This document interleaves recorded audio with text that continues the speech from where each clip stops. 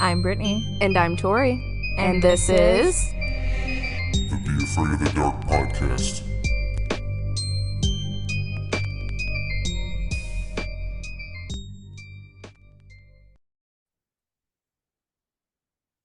Hello, Spookytins! Hi. Oh my god, I did just like you. I'm so proud. We have a little different episode today. We have Isaac with us from Hidden in the Shadows. His wife, Megan, was not able to be with us today, but that's fine. So we are going to have him tell us all of his wonderful, spooky, scary, kooky stories, and we're so ready for it. So, Isaac, why don't you start off with telling us kind of what you do? What you specialize in. First, I appreciate you guys having me on. So, thank you. Thanks for coming. Yeah, I mean, yeah, I know we became acquainted through the was it Instagram Messenger group of all those paranormal podcasters and stuff like that. No, it's a podcast. Hidden in the Shadows is me and my wife Megan. We between the two of us have enough paranormal experiences to fill in probably a couple of novels. Just because she's been haunted since she was a kid. I've been haunted since I was a kid. Well, be specific. She's been haunted. I just lived in haunted places. So I just encountered it that way. But when we were early dating, I experienced everything you can think of underneath underneath everything with paranormal wise. I was grabbed, I was scratched, I saw her closet door try to open itself from someone inside. We call it a apparition of a girl leaning her head down a hallway. All this while we that is my worst nightmare. My actual worst nightmare. I would literally piss myself. I've only ever seen one apparition, and I was only okay with it because I thought it was my boyfriend until I realized my boyfriend was passed out, and then I was like, okay, I'm just gonna go to sleep. Hey Britt, Calvin Klein's having a sale, by the way. Oh yeah, in the corner of your computer. Just leave my notifications alone. And this all happened in our first early months of us dating. So, that's a lot of activity to have like in such a short period. Yeah. But I told her because she was worried about it scaring me away. I was like, no, you found the right guy. I'm really into the paranormal, so this stuff is interesting. But she talked about her stuff, how she'd been like every house she lived in was haunted, and all the experiences she had, and me finding out that she's psychic. And it wasn't recently until we actually started the podcast that she started diving deep into her abilities and getting stronger with them. And now she's like the jack of all trades when it comes to psychic abilities. She can remote view anywhere and see anyone and channel anyone wherever she is. That's amazing. To be alive or dead. Other than reading people, communicating with the dead, channeling, getting emotional feelings, feeling anything like that. There's a lot of stuff. There's not a lot of stuff she can't do. Let's say that. And then about 2 years ago, when we actually started trying to paranormal investigate right after we started the podcast, I would say September of 2020, my ability awoken in me. And we've talked about my ability on the podcast a couple of times because it's so unique and different from anything we've ever heard before. So unique and rare that I barely found any information on it whatsoever. And my ability in how to explain it basically is that I can feel the energy of the dead in my hands, and the energy itself feels like the sensation of when your hand starts going to sleep, that tingling sensation. And it starts in the center of my palm and it spreads as I get closer, or the entity, how strong the entity is. And through practice and trial and tribulation, I figured out that my left hand feels positive energy, or humans, or spirits that are on the positive side, and my right hand, when it charges, feels negative energy, dark entities, the worst of the worst you can think of, demons, obviously. And over time, that feeling sensation got to a point where I could pull the energy in and absorb it, essentially take it off the plane. And in the early days of me doing this, when we first started paranormal investigating, I would pull the dark energy in and filter it through my body. Which I know that statement alone just freaks everybody out when they hear it. That does not sound safe. Yeah. No, it wasn't. It started taking a toll. the right side of my face and my beard hair started turning gray, like little spots here and there. Yeah, Oh my and gosh. yeah, it didn't make any sense. And Megan was like, "Is it aging you doing this?" I was like, I don't know." Um, but the sensation of filtering, the energy would go in, and then a matter of minutes, hours, days, weeks, it would filter, and then it would leave me. And the sensation felt like when a chill ran up your spine, and when you're cold. But then I would have a breath just leave like a, and the energy would just leave, and it'd be neutral. Um, that process I kept doing over in the first, I guess, 6 months of this ability of mine and investigating. It wasn't after till during the time we were investigating, we joined a team, and a psychic on that team named Mike. He's a good friend of ours. He's part of our paranormal team now. He had the idea because he had a vision of using a ring or using an object that later became a ring. But he saw the image of King Solomon's seal, King Solomon's symbol seal that was on King Solomon's ring. And he asked a friend who he knew in the paranormal world who was Jewish, asked him, does the symbol mean anything? I think I've seen it before in Jewish text. He's like, yeah, it's a symbol of King Solomon that he had on his ring. And the story of King Solomon and his ring, which I don't know if you guys know or not. I don't. Mm-mm. Yeah. In Jewish, Christian, and Islamic faith, King Solomon is all three. And the story goes that he had a ring with a symbol that he gained a knowledge from God.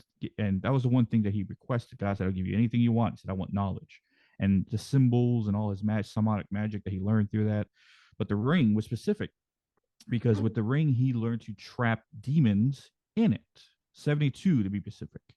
And Jewish and Christian faith always say demons. Islamic faith says jinns. So Right. Yep. Yeah. three point of view is all looking at the same thing. And he had 72 demons in his ring. He captured over time. He cataloged. He gained their names, and he used these demons to build his temple. Now, after he was ruling, one day he left the ring, took it off, placed it somewhere where he could, I think, bathe in the river. And a demon came in, picked it up, and took it, and then said, "I was King Solomon." Basically, just disguised himself, kind of shapeshift, and ruled in his stead. And it was only after till I think King Solomon tricked the demon and giving him back the ring that he gained power back. And then I think the ring was lost after that. Or the ring is actually in a museum somewhere. I can't remember where the actual ring. Now, with that idea in mind, I used a replica King Solomon ring. Okay. Right? You guys can see it, but no one Yeah. who's listening to this can see it. It'll be on YouTube for everyone else to see it too. So. Okay. Yep. Well, let me get it closer to the camera then. There you go. Ew. It's Cool. made of steel and silver, nothing special, nothing fancy. But I thought, if he did it, maybe I could. Right. So I practiced. Next entity I pulled with instinct almost. I said simply into the ring. And then the energy didn't feel like it usually did when I transfer it and I filter it. So I was like, did I put it in the ring? Kept doing that over a couple investigations until Megan one day said, why is there screaming coming from that ring? I was like, what do you mean? It's like, I hear yelling and screaming coming from it. What is that? And That's I go, not I've been putting terrifying. Jesus. I've been putting stuff. Yeah. I've been putting stuff in it. She goes, oh, she channeled the ring just once. Mhm. And she said what it looked like to her is like a snow globe, essentially, or like half a snow globe anyway, with like a concrete bottom floor. And what it looked like was floating around in there was like Dementors, kind of like from Harry Potter, how they're just flying around, hitting the glass, they can't get out, and yelling and screaming and stuff, is what she interpreted as. So everything that was putting in was the getting out. And then Mike on our team said to him it sounded like a prison, like how much inmates are yelling at one time, profanities and whatsoever. Right. In my journey of strengthening this ability of mine, of the funny enough, tangent. I know you guys like going off tangents, but We love tangents, important. please. Before I continue on with that, one of the early interviews that we did of the podcast, we talked to a woman in Australia who had a friend named Jane. And after I explained this ability of mine to her, and this is the early days, she said, this sounds a lot like my friend Jane, what she can do. So I talked to Jane. Jane says, you sound like what I'm doing, but you're doing the opposite. Because what Jane did is she pulled in positive energy and then crossed them over to the other side. So people had a problem crossing over. She would pull their energy and transfer it to the other side. Unlike me, who pulls negative energy and Right. imprisons it. And she said the terminology of what it is called a shadow walker or cycle pump, which to me sounds like a hairstyle. But yeah, cycle pump. But she said you're a shadow walker, or at least the terminology she learned from her shaman is a shadow walker. It is someone who can pull energy through the ether, depending on positive or negative. And she says she doesn't pull anything negative, or she feels she can't, but she doesn't want to because she doesn't want to deal with that kind of energy. Right. So that was understandable. Yeah, of course. But that's where the name the Shadow Walker came from, and it's one of my 5 names. I'll get into that later. Where was God dang it, I forgot my point where I was going to before I went off the tangent.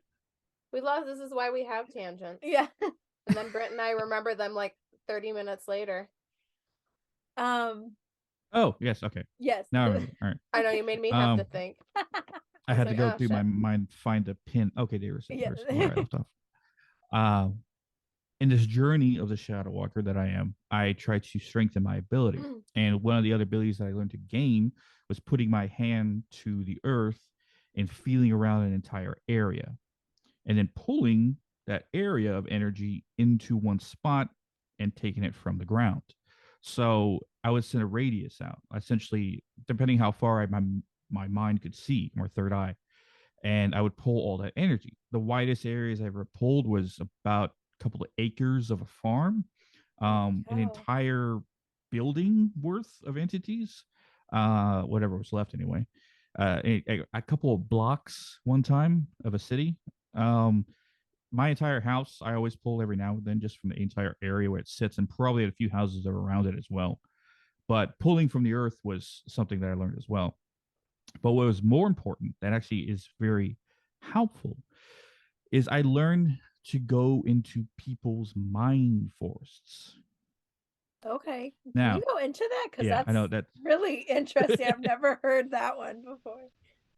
So if I were to take your right hand, because that's the hand that I use to feel negative energy. If I would take your right hand and hold it like we're handshaking, and I could go inside and look into your mind forest, your dark side of your mind forest, and see what things that are consciously or subconsciously put in there.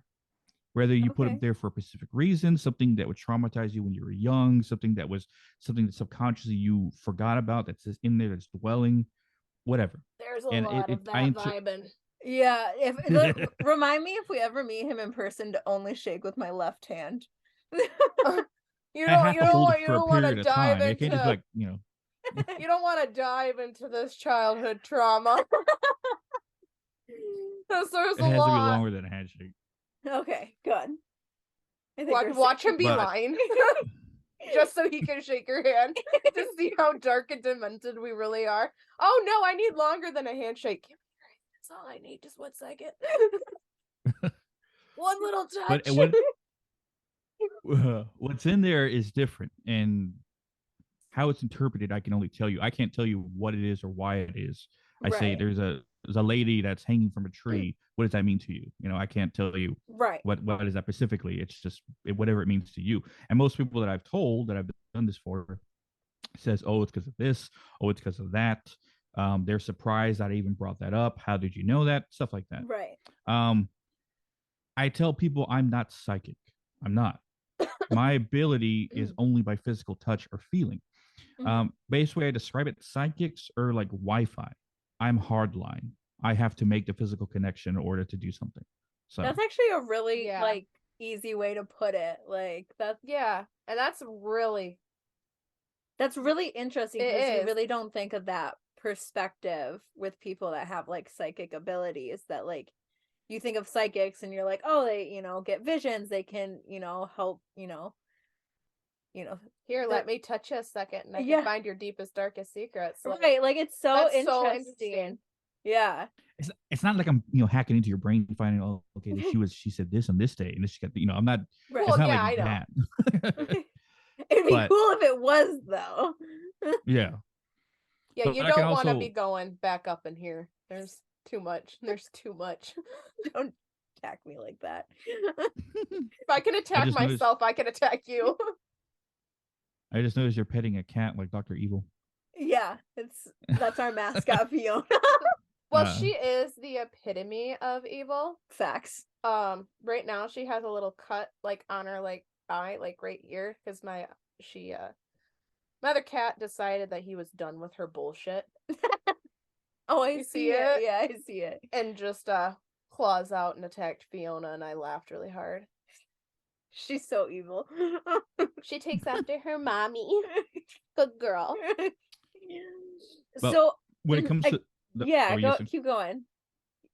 I said when it comes to the mind forest, the part of seeing also became me being in there and also pulling. So I can take whatever's in there dark wise from somebody till it's gone. Okay. So it's like I'm pulling within someone's mind. It's like Inception. I'm pulling within a pool, until it comes up back to where I am right now that I put it in the ring. Using this mind force technique, I went into the ring. I can go into objects apparently. So I went into the ring itself, and what the ring inside looks like. Will give you nightmares, but I'll describe it best I can. I love nightmares. Imagine a able to forest. sleep at night. Okay. Oh, this is just a peak point of Did my you just say a series stories I forest? got for you. Yes, a forest. I am terrified of woods, so this is a great start. Yeah, it's already starting great for you. I said, imagine a forest Yep. after a nuclear blast. Oh God. All the trees are black and ash. The ground has ash. The sky is ash covered. It's just shadow, dark, everything in there. And all the entities that are in there are like shadow figures. They have different shapes, different heights, different sizes. Some have horns, some don't. And they're all in there yelling and screaming at me and stuff like that. Whatever is the most recent that I put in there is closest to the door, I call it, but whatever is closest to me when I first enter. And within the ring, I can speak to whatever is there. Now, that was the beginning stages of it. Over time, I learned to go inside the ring and also use my ability to torture them in order to get information out of it. They are not Mommy nice. like that idea. They're not nice entities. These are the darkest of dark. And when I imprison them in the ring, they belong there. But I can also get information out of them. So how I do so is how my ability evolved. I always thought the energy that I was pulling was like a suction, like I'm like a vacuum, like I'm pulling in one direction, all this energy is moving. No, I was only seeing half. It was only until after meditation, becoming in touch with my spirit guides, learning from them, and seeing clearly with my third eye is that I can actually see what I'm doing now. And what it looks like, this is a weird part, is imagine points of light from each of my fingertips that go to the center of my palm and create a circle, not a pentagram, just a circle, right? Okay. The energy that hits at one spot. Those beams of light, almost like cords, are the center is black, but it's wrapped around with like red energy that glows. Very dark blood red energy, right? Okay. This is how I see it. Now, when I go to grab the entity, those tendrils, those cords, wrap around the entity.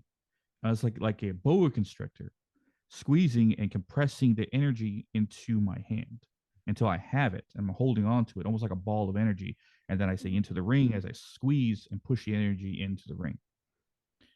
Those tendrils, those cords, I use in the ring to wrap around the throat of said dark entity and basically squeeze the life out of it or choke it until it gives me the information. Now, that sounds brutal, but these things deserve worse that are in the ring. Actually, you know, and I've actually cataloged as most I can what's actually in there. And so what you capture just stays permanently in the ring then? Exactly. Okay. I guess before I talk about what's listed, haunted objects, as we know, influence people around them.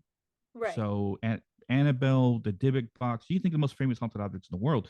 When you have that haunted object in your home or around you, you start getting influenced by it. Negative emotions, negative feelings, all of that. The ring has never influenced anyone. You wouldn't know if it's even there if no one told you, right? So that made me think, if it's not a haunted object, what is it then? Because it acts like a haunted object. I'm putting all this stuff in there, but yet no one around it is influenced about it. Not my son, not my wife's grandmother, not even her, not even our family members that come and visit every now and then. No one's affected by it. So it's not a haunted object. But they made me think about what it is. We'll see her. Now, funny enough, I like studying quantum mechanics, science on that level of quantum theory, multiverse, all that. And the best guess I can give is that I've somehow created a pocket dimension that all this stuff is in that can't influence anyone outside of it. That's the best guess. Is that 100% right? I don't know. That's the best answer I can give anyone. Right. About it makes sense to you, so that's the right answer. Right. Yeah, exactly. I mean, there's so much like unknown in the paranormal. Like, who knows if we'll ever have all the answers and like, I don't think we ever will. Right, exactly. So it's like, but that makes so much sense. Like, if it's not acting like a haunted object, there's obviously another reason for it, and we already know multiple dimensions, parallel worlds exist. So like, it makes sense that like, with your ability of shadow walking, that you could probably go into that and be like, this is where I keep you now. Like, I don't want you here, I want you there. Go there. You not nice. Now the list as is so far. I have in the ring 17 demons, 3 elementals, 4 witches, 2 skinwalkers, and I have lost count of how many dark human entities. Wow. Yeah. So now, most people are impressed by the demon remark. No, I'm actually more impressed by the witches, to be honest with you. That's very... I thought you were going to be more scared about the flesh pedestrian one. I mean, you do you. You want to go near one. Oh, yeah, I forgot one. That's a... You that's a do no-no your... word for you guys. You do It's a no-no word for her. I'm okay with saying it, but she'll beat me. Bitch. All right, hear me out. The next time you go outside and you look behind your apartment in those little wooded area and you see a fucking flesh pedestrian just vibing, going, not, and then you come back and tell me, Mimi, I shouldn't have said his name so many times that day because now he wants me. And I'm like, bitch, no duh. I literally camp in the middle of the woods. Like, woods don't scare me as bad as they scare you. I don't like woods because I got lost in them. Bigfoot will save me. I'll eat you. Anyway. Well, so funny enough, the woods, this nature trail out where we live here in North Carolina, East North Carolina. There's a nature trail called Patsy's Pond that we've been to that has sinkholes, and these are natural sinkholes that have been there for who knows how long, that the pioneers found and used as water sources. Native Americans use them as well. The name is very contradicting. It sounds like it'd be a nice and happy place. Oh, it's got sinkholes during the day. Yeah. Nice.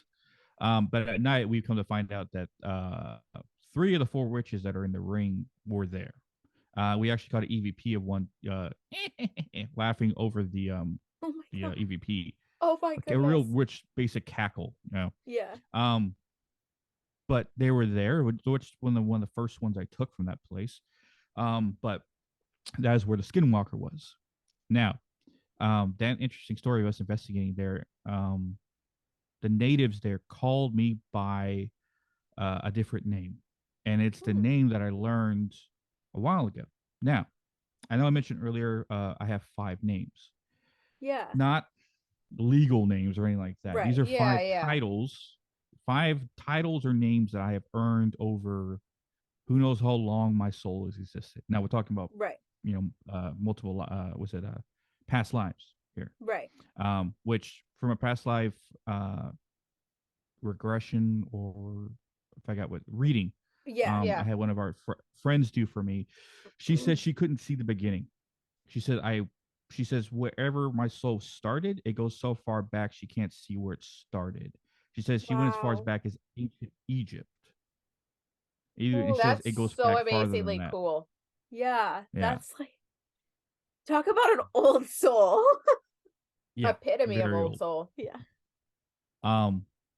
But apparently, all these lives I've lived, I gained different titles through that period of time. But she found me as a Native American, found me as a gunslinger in the West, found me as a Celtic warrior during the early 1500s, Hell yeah. different periods of time.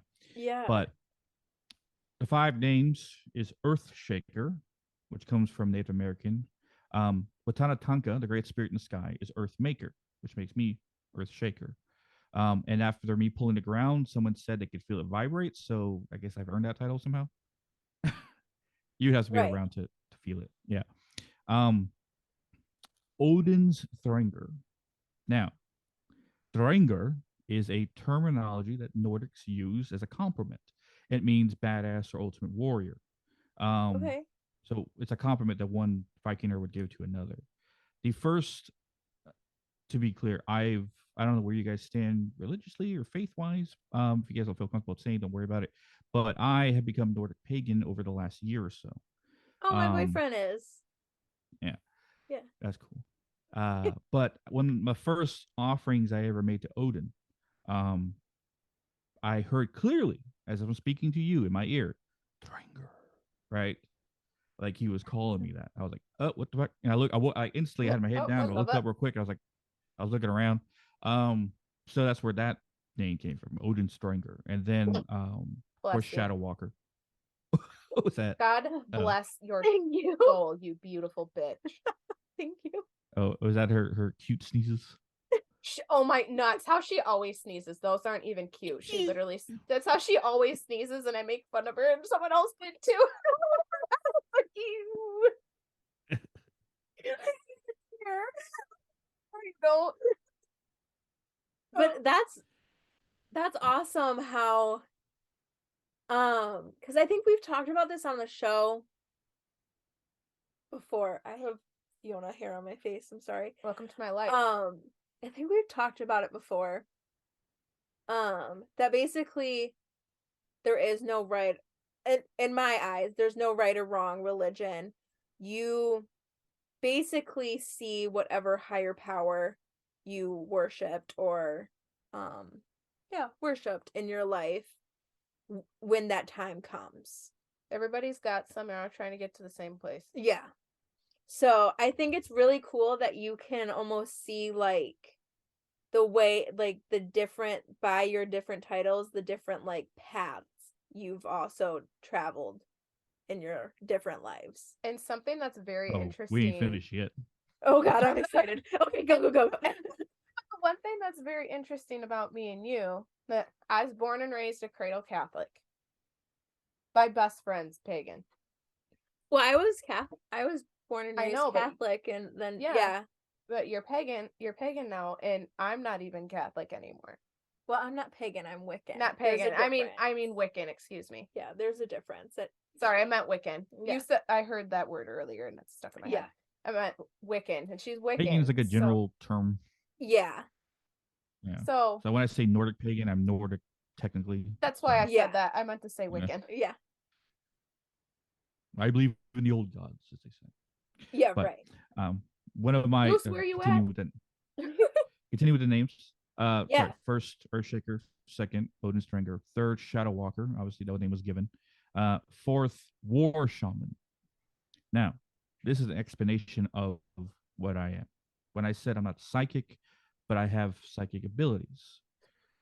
In a better explanation of what I am or what these abilities are is shamanistic abilities. Now, when you think shaman, you think, send you on a mental trip, heal you, your spiritual things, no spells, has things like, take this herb, stuff like that. You think of that. Right. No. That is the commercialized version of what shamans are. There's so much more that they do that has been lost through history, through time, through different cultures.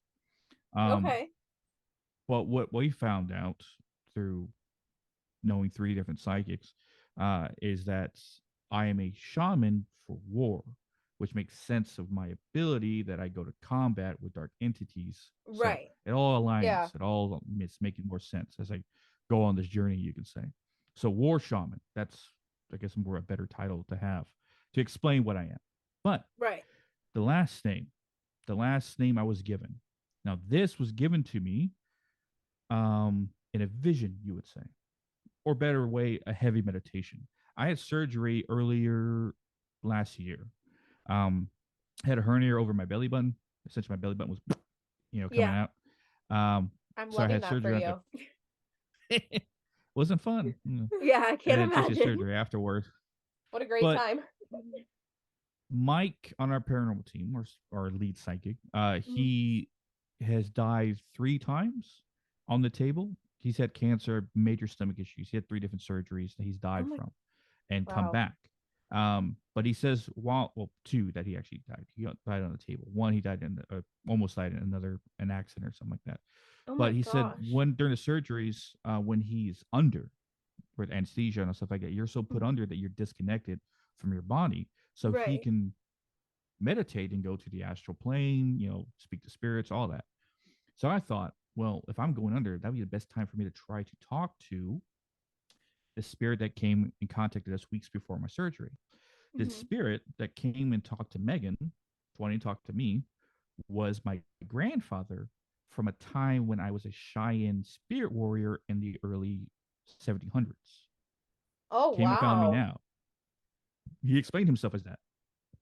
And I know we talked for hours, but all I remember was him just saying to me, "You are Ashwalakanta, the Reaper of Souls."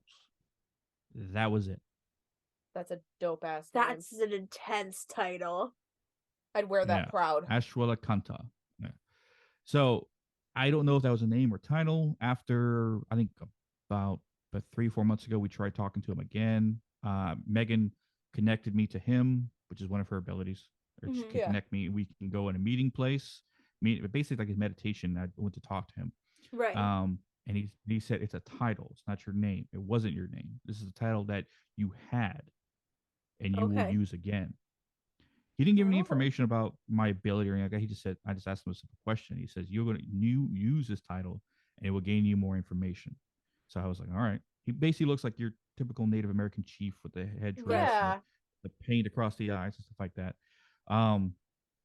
But then on the ground, he started drawing runes, like Nordic runes, which he doesn't make any sense. How would he even know that? But then again, if you know your history about Vikings, they came to America before any pilgrims or anybody like that. So he might have learned it from them. I don't know. Right. The runes were specific to what I would use later. One specifically being the Agile rune, which is basically a line with a Y, right? Yeah. So it looks like a Y with a line through it, which is a symbol of protection.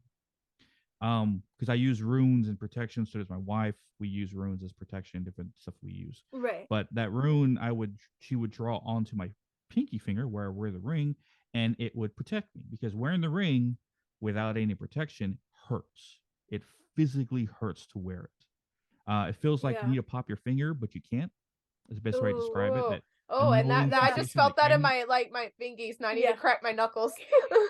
Yeah. No, I know the exact. Like, I need to pop my finger, but you can't do it. Yeah. Right. And it intensifies and intensifies, intensifies the longer I wear it.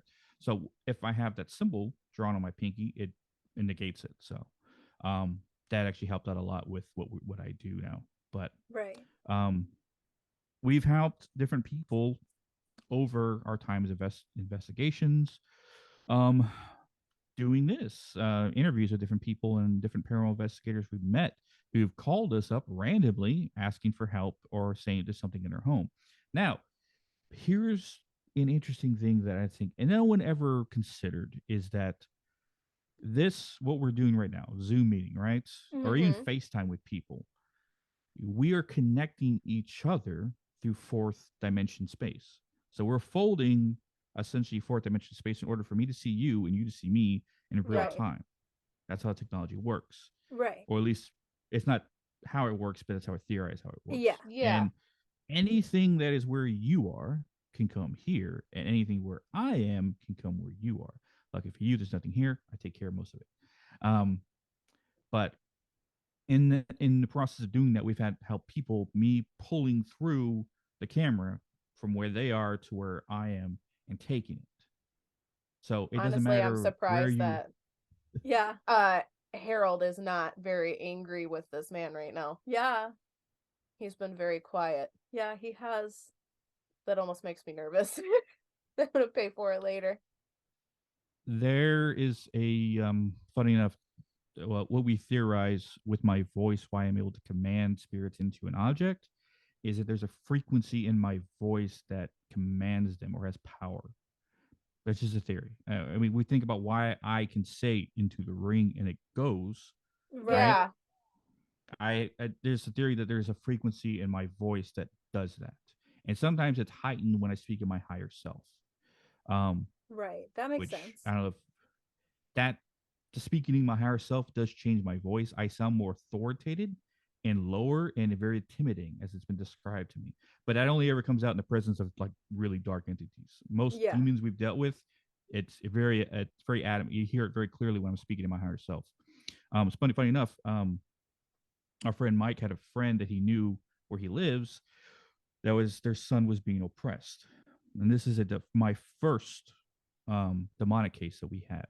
Now the kid was being oppressed. He wasn't possessed. That's And I don't know if you guys, that's the first stage, or is that the 2nd Mhm. stage? First stage? First stage.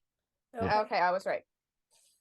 So when So a what demon is that- chooses to Yeah, what does that kind of entail to be oppressed versus like actual full on possession? funny enough, me and Megan were talking about this earlier, and her analogy was perfect. When you're driving, imagine your body as a car, and your Okay. soul is driving behind the wheel, right? Mhm. Sometimes when you have a dark entity that's attached themselves to you, a regular human entity, like someone sitting in the back seat slapping your head, right, trying to distract you from driving, you can ignore them, like, shut up, get off me. But that's about it that a human entity can do. Now, a demon is essentially grabbing the steering wheel and trying to make you crash and trying to take the steering wheel from you as you're fighting it back. Right. That's Yeah. oppression. And then possession, Okay. he basically threw your ass in the trunk and now he's driving the car. That's actually a perfect analogy. I like that's Yep. beautiful. Yep, that makes sense. And the stages of oppression, essentially, you go through depression, anger, sadness. You push people that are close to you away. You get violent. You don't sleep because you're consistently being tormented through nightmares, or the demon itself is like attacking you, and Right. you're basically tired. It's beating you down to you have no will to fight back. And then when you're Right. at that point that's perfect, then it goes inside. And when it possesses, it's almost impossible to get it out. Now, Right. I A have never whole nother dealt. can of worms. Yeah, I have never dealt yet with a full possession case. Almost, but not 100%. It was a lot of oppression cases so far.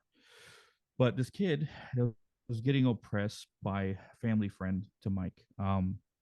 He was entirely different. They described him as before nice, sweet, would do things, but now he's angry. He attacks. He's awake at all hours of the night. They don't know what's going on. Sometimes he talks like he's not the right person. And the mother said they would look into his eyes and it's not her son. Sometimes That gave me chills. That's terrifying. That's like a heartbreaking thing as a parent too, to just look at your kid and be like, I don't know who you are. Like, so he asked Mike because he knew Mike was a part of paranormal teams before. Mike is a little older than me. He's been in the game a little longer, so he's been part of several different paranormal teams in the area. And they knew that he's dealt with these things in the past. Asked, "Can you help? Do you know anybody who can help us with this?" Any priests or pastors? He goes, "Hold on, got this guy who's new to our team. We've been with him for about 6 months or so. The stuff he's been doing, I don't know that, but I'm pretty sure he can help you out with this." I was like, "All right," and we don't charge you. Don't worry about it. We're not going to do anything like that. And he was like, "All right, so bring him over." So the night we will go over, right? Up until that point, I had one spirit guide make himself a knowledge to me. He is an Aztec Mayan jaguar warrior. Best way I can describe how he looks like. okay. Right. But the night that I went to go confront this demon the first time, the second spirit guide made himself known to me. His name, he is a Vikinger, right? Big bald head, big beard, Yeah. Viking gear, all that, right? He made himself known to me, and he helped me out during that time. He gave me this sense of war, for battle, for dealing with that stuff, that mindset I was in. And basically, Mike did a Native American prayer to try to sever the tie between this kid and the demon. Right. Megan was outside the house with Mike's wife, who's also named Megan, funny enough. Love that. she was outside the house putting up a shield with her ability, because not only is she a psychic, tangent, sorry, she has an EMA, and I'll go into later about that Oh. if you want me to. Yeah, that would be EMA is interesting. energy manipulation ability. So she can manipulate energy, but she pushes essentially positive energy out of her hands as I pull. But she kind of put up a shield blocking this thing from running, because I wasn't worried about this thing possessing anybody else. I was worried about it running away. Right. So when he severed the tie, the energy changed, and I reached out and I felt it. And when I grabbed and I pulled and I put it in the ring, I was stunned and shocked because it was easy. Too easy. I thought I made a mistake. I thought there was something wrong. Did I actually grab this? Was something else here? Right. I was worried because like it shouldn't be this easy. I've taken out things in the field that were way harder than this that I had no knowledge of, but this was easy. And yeah, I checked the ring. It's in there. I talked to the kid. He's an entirely different person. He changed within an instant. The whole night we stayed there for that whole time was maybe 30 minutes. Us arriving, me taking out the thing. 30 minutes. 30 minutes. That's all it took you, though. All it took for me being in the room with it, and it was gone. And the only thing we did prayer wise was a Native American prayer that Mike said that probably agitated it so it would show itself. Right. And then we stayed there a couple hours afterward, talked to the family, tell them what they would need to do next, do this, do that. Megan gave them a jar of her salt that she makes, which she does. She does a lot of witchcraft with white salt and stuff like that, with like blocking negative energy and stuff like that. Her salt is very potent. We use it around our house to protect us from stuff. She gave them that, said uses around the house tomorrow morning. It'll protect you from anything that might come afterwards. And we called the family a week later. They're like, yeah, we're all good. She said that night we slept fine, no nightmares, no dealing with stuff. The next day he was 180, right? And they said weeks later he was fine, like it was never there. So I was like, I guess I did. But it shocked me that it was that easy. But I've taken down, like I said, 17 of them so far. Confirmed. There might be more, but confirmed. 17 of them that are in the ring right now. And they range in strength and size and how they look. One was a Cheshire Cat kind of demon with a giant grin smile that probably went out like very cartoon-like. No. I'm okay. No. One was like a giant, probably 9 feet tall, like muscular black hooved foot bull-looking head thing with giant horns that turned in. See, I don't know why, but I'm more okay with that vision than like the Cheshire Cat one. Why? That's what my sleep paralysis demon looks like.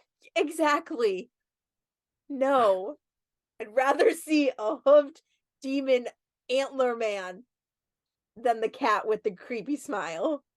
He looked spicy when I was single. Some of them have like their arms that are too long for their body, kind of drag their knuckles and stuff like that. No, that's where I draw the line. But I mean, they all come in different shapes and sizes, and most of them have horns. Only one ever that I took that didn't have horns, but this one that I took recently was very high-ranking demon. I'm not going to say his name over yes, this. Please, I'm just please saying do not. It's a name that is well known. It's the best I can give you. It's a name that's well known amongst demonologists. I'm thinking two names. I know. I'm thinking of one at the front of the alphabet and one at the end. Those are the two I'm thinking. Well, I don't know if the last one is I mean, I guess I could ask you, but I don't know. That one I've only been told is for that particular reason. I've never known it to. What are you doing, weirdo? I don't know. She's being a cat. But I have the other one that I was thinking of too. I want to know now. Well, I can tell you after we're done recording. Let's say that. Let's do. Okay. Yes. Because we love cutting our listeners out of our fun shenanigans. Well, I mean, if you fun fact, our listeners haven't even heard the audio. We filmed an entire episode that we did based off of possession, like extreme house possession, like. And we did. I went back and listened to it to figure out where I was going to need to edit it. Went back and listened again. All the audio was corrupted. There's laughter over Brittany's laughter that's not her own. There's just a whole bunch of, so we've had 3 or 4 episodes now that have been scrapped, and every time we're recording, I've got to go in and I have to fix so much and edit so much audio because of the freaking thing that's in my basement. Messes with all my stuff. So yeah, it's great. They didn't want you getting that information out. Oh, that And that happens. We've had it happen to us a couple times. Our episode gets corrupted for no reason. It's like it recorded over another episode that was already in the bank, which doesn't make any sense. Like we like double recorded. Megan couldn't fix it, so we had to scrap the whole episode. Yeah, we have There's been like a couple 3 of of them. cases like that. Yeah, I think we've got 3 cases where we'll like listen to it. It's and fine. It'll be like good, it's fine, and then we go to like actually set it, like, you know, schedule it to post or edit it, and then it's completely like you can't understand us. We'll get a word or two in, and then it's complete static. I mean, the one that I heard, I was at work and I was listening to the podcast while I was at work, figuring and like marking points where I would have to edit for when I got home, and I heard that laughter over her laugh, and I haven't been that scared since I went to Hell's Bridge. Yeah, I never heard it because she told me it was there, and I was like, "Yep, I'm good." And I said, we're not doing anything with this episode. So yeah, any of the episodes that have been corrupted or whatever, we have not gone back to re-record just due to the fact that we're like, maybe we should wait. Yeah. I forgot. I remember we were on Eleanor Wagner's episode, Tori, and you were saying that Brittany was dealing with something at her home. Oh yeah, it's like I don't know if he's like necessarily. He's not well, Britt. I can tell. Well, yeah, he's not like the friendliest, but then he's not like, he's never like harmed us. Yeah, but either has mine, and he's terrifying me lately. Well, that I just think that yours has a hell streak like a little kid. Yours isn't any better. But like we realized it pretty early on. Like,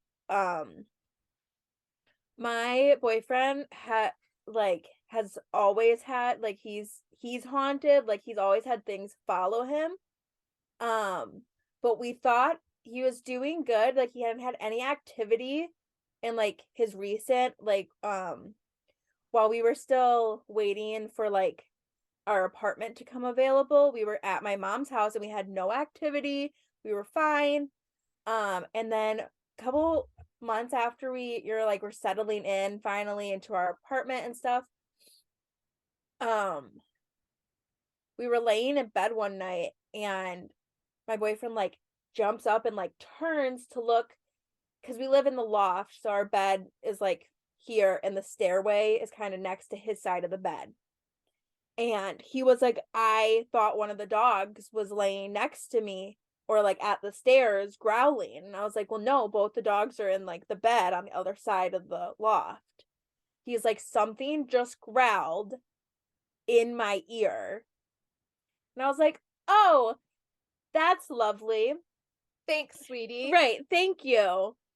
And then not long after, it was, I don't know, we were going to bed, all the lights were off, and I have a mom bladder, so of course as soon as I try to lay down to go to the bed, I have to go to the bathroom. So I'm like, I'll just walk downstairs. It's pitch black. I walk downstairs, I go to the bathroom, and I'm coming up and I look up the stairs and it's all pitch black, but I can see an outline of a man. And I'm like, ha ha, Marshall, I can see you. Like, I can see your shadow. My eyes are adjusted. Like, and I'm walking up the entire flight of stairs looking at him, talking to him. He's not responding. I'm like, you're not going to scare me. I can see you. And I look down, just to make sure I don't like double step at the top of the stairs. And I look up and it's like, there's no one there. And my boyfriend is passed out in bed, like snoring. but I couldn't hear the snoring while I was looking at like the shadow figure. But as soon as the shadow figure was gone, all of a sudden I can hear the snoring. And like that's the only time he's ever shown himself. Like he's never shown himself to Marshall. We've had a couple instances with my daughter where like she screamed at the corner of her room. I was like, no, I don't like that. Like, no. So after some blessings, she hasn't had any more problems in her room, but like other than she's had her picture fell down in the middle of the night. Not while she was there, but like it fell. Don't forget the night that she somehow magically appeared in that chair. Well, I mean, yeah, but you said there was no way. You actually even talked about it. There was no way she could have ended over there. It was just weird because my kid doesn't get out of bed. Like if she's scared in the middle of the night, she normally does like the typical like, oh, there's monsters under my bed. I can't leave my bed. And then all of a sudden she was doing that like screaming. So I went in there and I went to her bed and she was gone. And I like couldn't find her, and she ended up being across the room in like her rocking chair, like curled up in a ball. I think that one scared me the most. But then actually, I didn't tell you this. Just last night, something happened. We were in the living room. Marshall was taking all Christmas decorations down, and like we live in a loft, so it has like the balcony. And we hadn't been up in the bedroom all night. Like we went straight from having dinner to like taking down the Christmas decorations in the living room. And all of a sudden, one of his work hats that I don't even remember it being on the balcony, but he says it was, came flying off the balcony down at us at the couch. I don't like what's in your house because of how it acted towards me. Yeah, I don't know. It like physically touched me and made me very uncomfortable. And I know I'm more of a physical empath than you. Yeah. But when I enter your home, I know it's there. It's just a matter of me keeping my distance from it. Yeah. So he's never like tried to, I don't know. He never like tries to harm us, but he definitely makes his presence known. That's for sure. Yeah, that sounds like you need a FaceTime with me sometime soon. Oh, and when you do, call me so I can come over. Okay. Yeah, because it's little things. Like at first I was like, oh, maybe he's nice, because I remember he knocked something over one day. Like I was napping and he knocked something over, and then like I just happened to look at my, like obviously I woke up from the noise and I looked at my phone and I was like, oh crap, I have a doctor's appointment. So I was like, oh, it was just, homie looking out. But he's shown other. Now, from my time and me and Megan's time as paranormal investigators, what we've learned when it comes to spirits, regular human spirits, is that there are 3 reasons mostly why they stick around. One being they have unfinished business. They needed to complete something they didn't finish before, or at least they feel like they haven't. Either is get information to somebody, or at least they like a failed mission. Like I need to complete my mission. The captain expects me to do it. Something like that. The second is because they're trapped.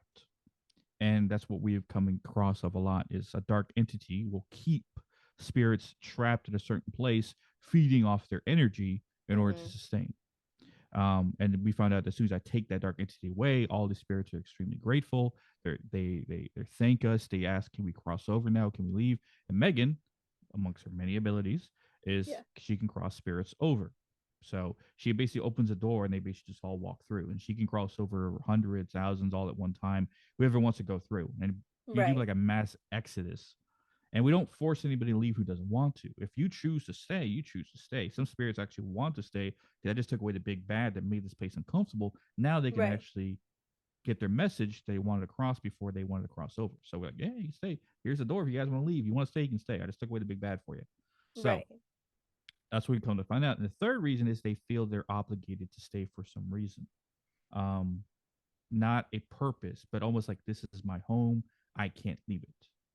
They have no reason to stay other than that they feel possessed to that certain place. Right. And then of course we know we figured out why human entities, dark human entities, and dark entities that were human, why they stay. They fear the afterlife. They fear judgment. They fear what's going to happen to them when they cross over. so they stay here. And the longer they stay, the more or less human they become. Um, they start becoming dark shadow figures. When you see a shadow figure that's like just all shadow, it's because they lost their what makes them them. Their features, Right. so their face, their hair, their height, everything all disappears the longer they dwell in darkness, and then they stop being human looking and they start just becoming just a shadow. Um, what you're dealing with, I can't say yes or no until I'm actually there. It could be a low level demon. It could be a human entity who just likes messing with people. Maybe he's chosen your daughter for a specific reason because he seems to be bothering her more than anybody. Yeah, so she definitely has kind of got, because she was never one of like the monster under the bed until after like those two incident, and both time like I said, she's never like got out of bed like in the morning and she just calls and goes, hey, I'm ready to get out of bed. Like she doesn't get out of bed on her own. If she has to go to the bathroom, she calls. Like she doesn't get out of bed at night on her own. She's wonderful. But both these times that the entity has messed with her, like the first time she was standing just shy, like just off her bed at like the footrest with her hand on the railing. And she was staring at like the wall saying, no, I don't want to. I don't like that. Please stop. And then the second time she was in the chair. And then after that, every night there's monsters under my bed. So we have to tell the monsters to go away. Like all this ever since those two incidences. And I don't know if it's because, I know younger kids are generally more open when they're little, or if it's just because like I'm more open and I pass that on to her. Or she's 3. Yeah. You never know. I would say psychic abilities are inherited, though we found a lot of people who are psychic because their parents are. But then it depends on the person. Like my wife, very powerful psychic, but she has been suppressed her abilities for so long until recently, the last 3 years, just because she was in a relationship with me who encouraged it, and she didn't have anyone telling her that this is weird, you're wrong, this is ungodly, any of those things, right? She had That's kind of like with me and you. Right. Yeah. She's like, oh, you're fine. And I'm like, oh, okay, that's good. And now I'm like way too close to the point where I'm like, if I move any further, I'm afraid. I'm like, you might be more than what you think, so we're just gonna take a little pause. Right. Now, the bad part of awakening, as my wife calls it, with psychic abilities, is that you're awakening yourself. You're basically becoming now a beacon in the ether that spirits can come to you because they can see you now, and they go, oh, that person can hear me. I'm gonna go talk to them. So you start getting an influx of spirits coming to talk to you. Also, you also get an influx of negative energy, negative entities that want to do something about it. And psychics just seem the prime picking for dark entities, because either for possession or to absorb energy off of. So, but your daughter being young in that sense, like that, even my son's 6, and he's been seeing things ever since he was a little kid. The scariest thing that ever happened to him, and this is what pissed me off, and I think it pushed me farther into gaining my abilities, is that when he was 2 months old, 2 months, and this is before I had my ability, because he was born in 2016. We placed him in the center of our queen size bed. And me and Megan went into the hall to start talking about some subject. I think it was about the show or something about when we're recording. And we hear a thump. And we run into the room. I just got the chills. He is on the floor, face down, crying, as if he slid off the bed. But he couldn't have. The time that mind you, 2 months old. He is learning a little bit. I just got so uncomfortable. But he was off the bed. And Megan instantly was panicking. She was crying. She's like, what did this to him and stuff like that. Right. And the first instinct that came in my head was, this is a dark entity that's messing with us. And it's kind of what led to more of my hatred toward them, the fact that they can do this to anyone in the world. They can do this stuff to them. And I guess one of my regrets right now is that I didn't have the ability then. But now that I have ability now, I have no mercy for them whatsoever. And I guess what is a regret now is that not enough people know who I am, so I can help them.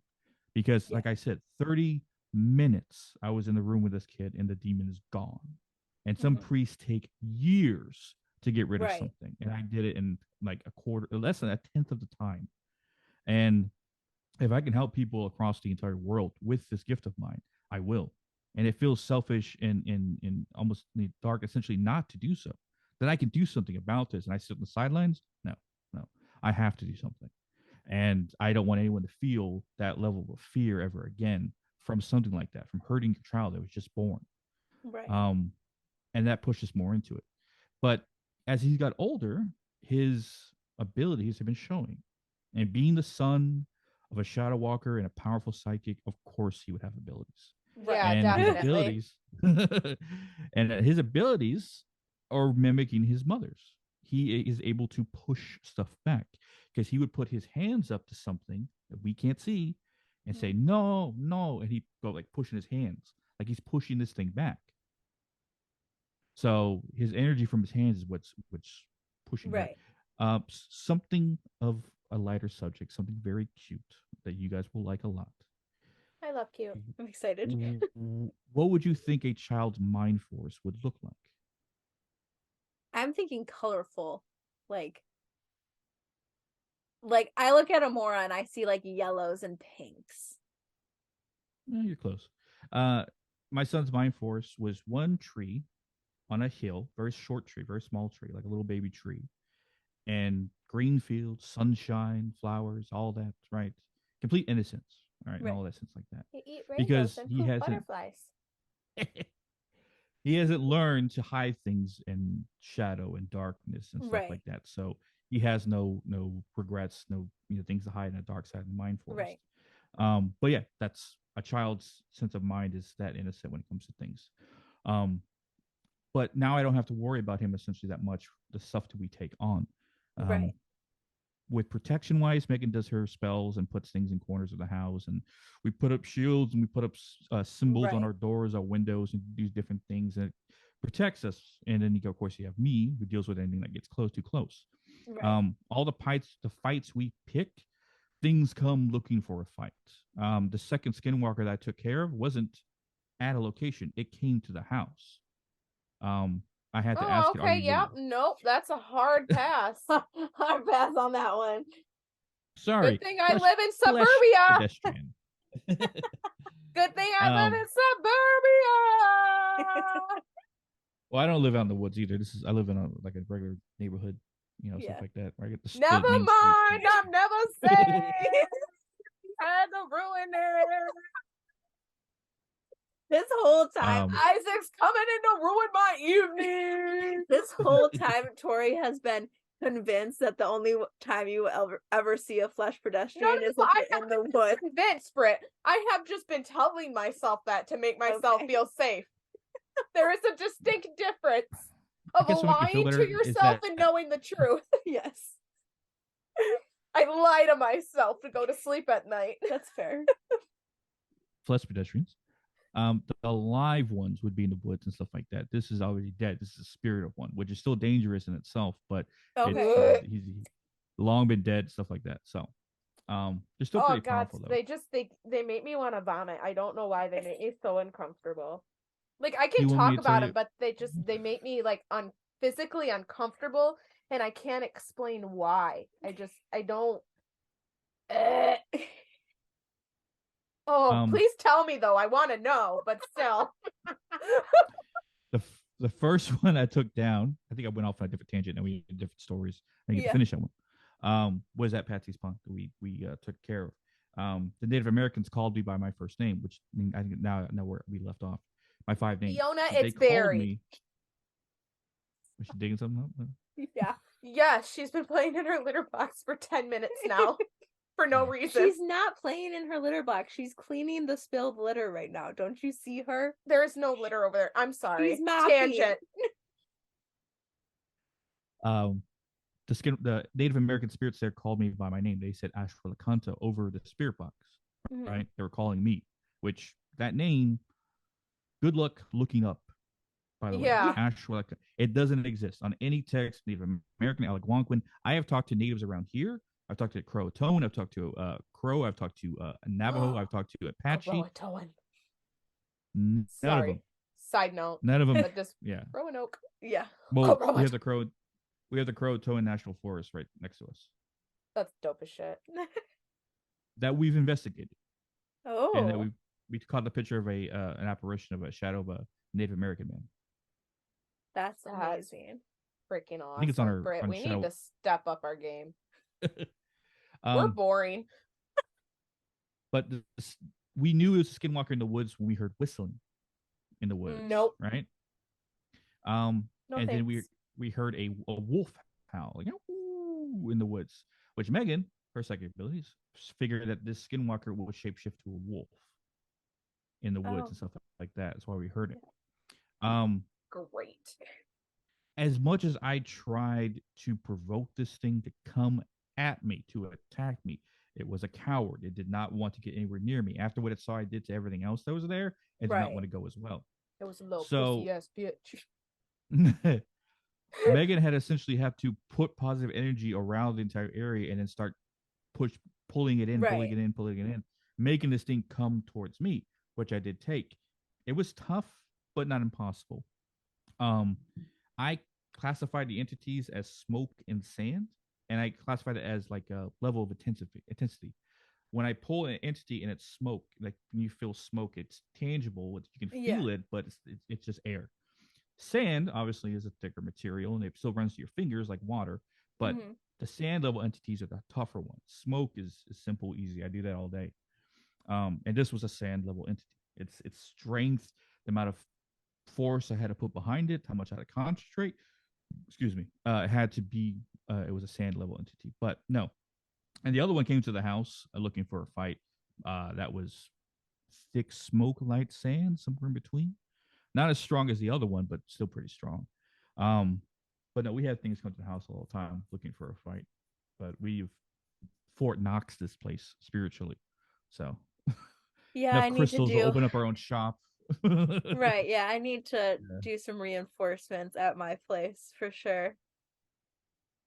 Yeah, I'm running low on my crystals only because I can actually I was gonna say, example as to why, because my cats are assholes and And they just- break my just crystals. yeah, break them right in half. They just break my crystals right in half. And this was one of my protection crystals. So now Britt and I each share a half. This was technically my protection crystal. Not anymore. It's not. Something I say and I tell people just to make them feel better. And I say this not to be egotistical or cocky or arrogant or any of that. I say this as a matter of fact. Nothing has been able to stop me when I start pulling. And that's a question at least someone asked me one time. Has everything ever gotten in the way? No, nothing. No Okay, demon, that's no awesome. elemental, no skinwalker, nothing. As soon as I cords, tendrils, whatever you want to call them, wrap around Nancy and I start pulling in, that's it. It's done. There's no escape. There's no running away. There's no fighting back. It's done. Regardless of how powerful, how old, it doesn't matter. Once I start pulling, that's the end. And that's been so far, matter of fact. It's funny enough, I actually got asked one time, do I have a name for the ring? I didn't, because I didn't really felt like I needed one. But after I thought about it, I could.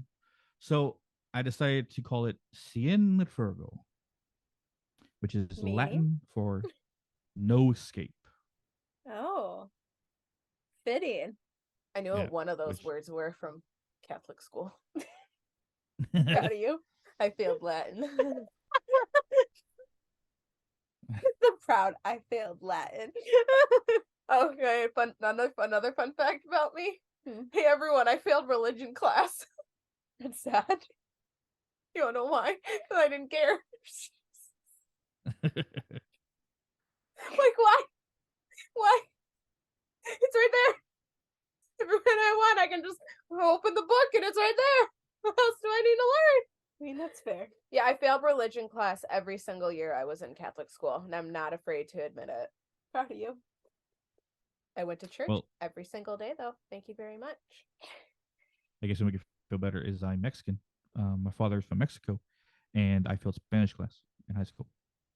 I love that. So did I. But then again, I people hear only the sound of have my voice one don't think language. that. So I have one language that I'm trying to learn now, and it's sign language for Brit. That's just because when I go deaf inevitably that you want to still communicate.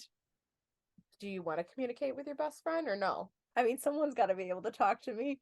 So I'm trying to learn sign language as your best friend to make not only our lives easier in the end, but also in the future, so we can shit talk. Yes. Across the room. Exactly. I do quite enjoy it. I also love when Brittany lip reads. It's one of my favorite things on the face of this earth. Like, brings me great joy. I'm hard of hearing in both ears, so I have double hearing aids, and I'm slowly progressing, losing more and more. So, but she'll like nudge me when we're out in public sometimes, where she'll be like, "Dude, they're fighting." And then just return to our normal conversation. I can't like help nothing ever happened. Dude, they're fighting. Yes. And anyway, so he's yeah, I can't help it. I'm a naturally nosy person, and then I got an ability that I can just watch from across the room. And I don't mean to. If you ever see me at a restaurant, I apologize. I get distracted very easily. And even in like podcasts, like when we Zoom with other people and like she'll look at me, she'll be saying what I'm saying. And I try so hard not to laugh sometimes because it's so cute and she doesn't know she does it. I tried really hard to make sure my mouth wasn't moving. You did it like this whole thing. I love it though. It's so cute. Well, it's going to help you out in the future, especially if you can't hear anybody. But I remember you always get asked that question, like, what would you rather lose, your eyesight or your hearing? I always say eyesight because music is extremely important to me. I love it more than anything. It's like a drug that I consistently have to take. So I rather would lose my sight than my ears any day. You did well at that concert, though, girl. Yeah, I did pretty good.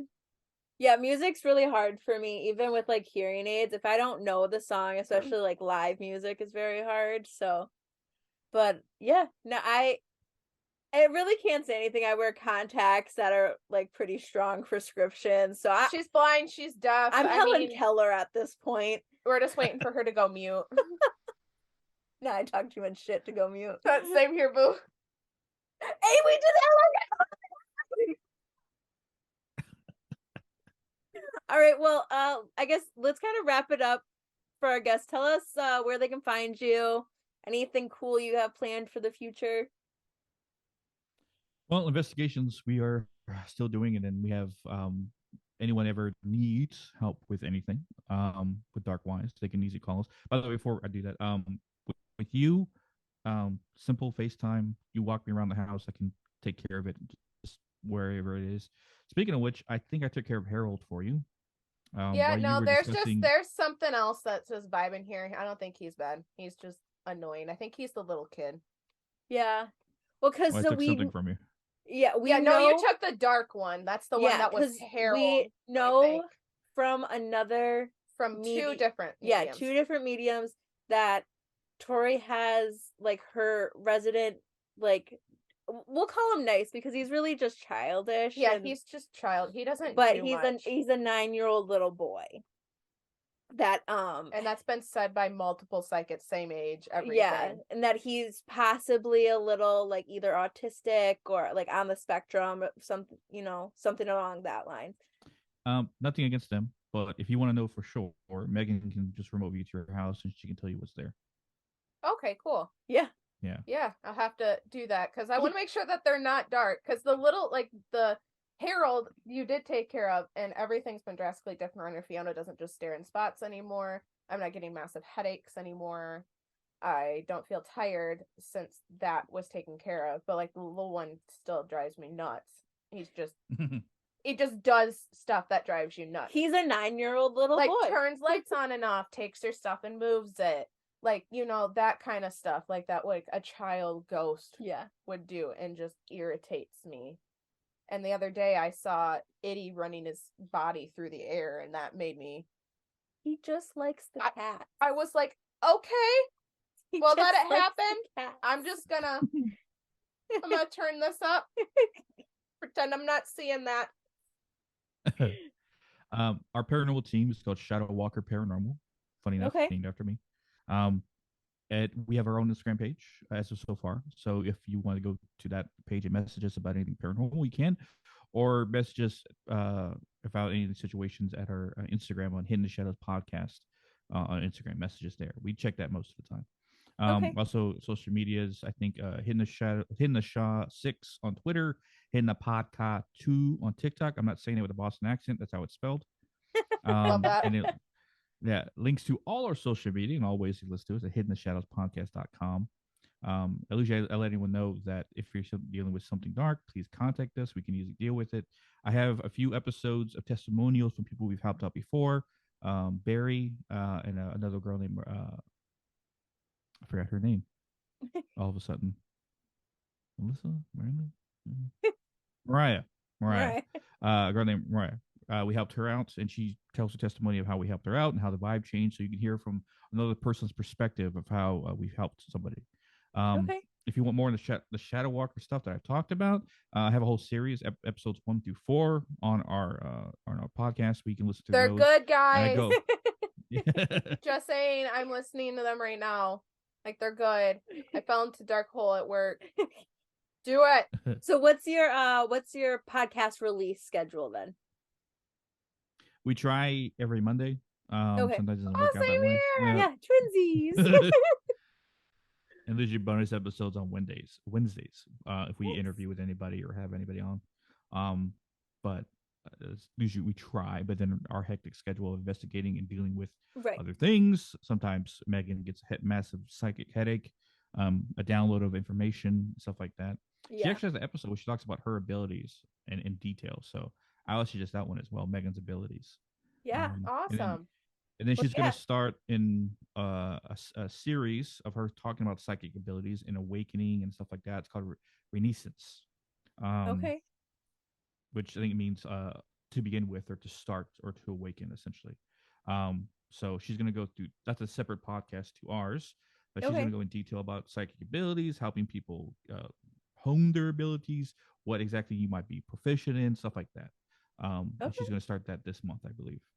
That's awesome. That's Well, definitely a podcast I need. yeah, I was gonna say we're gonna be listening to that one, but we'll end the recording for all the listeners, and then I still want to know that demon's name. So yeah, sorry, you guys ain't gonna get that one. We Nope. told you, we said that you weren't gonna get the EVP, and then we're like, let's be some nice ass bitches, and And then we gave you a the clip. EVP. Yeah, but no, this one's ours.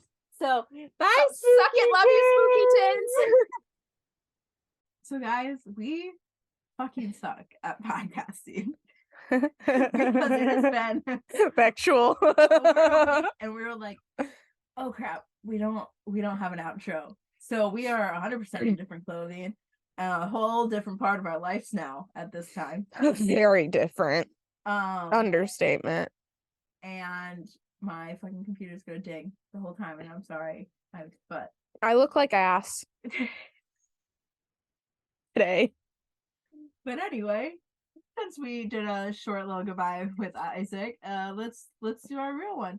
You know the drill. Follow us on social medias, including Instagram, Twitter, Facebook, which has a page and a group, TikTok, and I think that's it. It is. I thought you were about to say Tumblr, and I was like, oh no, bitch, we ain't in college anymore. College. Tumblr was big when I was in like high school, middle school. Was when Tumblr first took off. And I know, but I wasn't a little bit happy. I was on it. Sexy. I was on it. Sorry. I was on it a lot in college, I never understood Tumblr. reading fan fictions. Of course you were. We have all the social medias. We do be trying to post. We post the most on Instagram and hashtag sometimes Facebook. Sometimes We're we're doing semi-decent. really trying. But yeah, follow us. Don't forget to email any spooky stories, experiences, or just say hi. Like, hey, bitch, how it be? beafraidofthedarkpodcast@gmail.com. Or if you have an experience you want to be a guest on the show, we're open to that too. Yes, please. Join the fam. Other than that, until next time. Sam. Don't look behind you. Recording stopped. Oh, it's up here now. Shit, it updated.